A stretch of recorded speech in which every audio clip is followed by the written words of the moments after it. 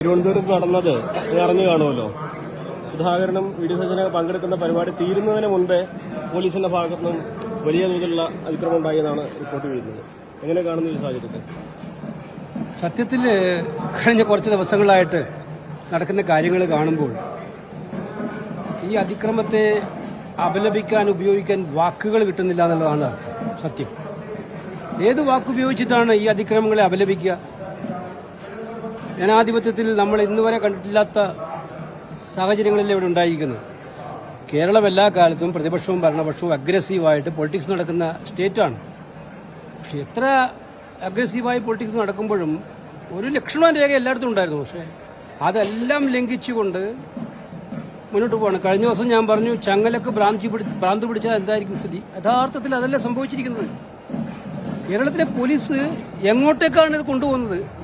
Okay, മനസ്സിലാക്കാം.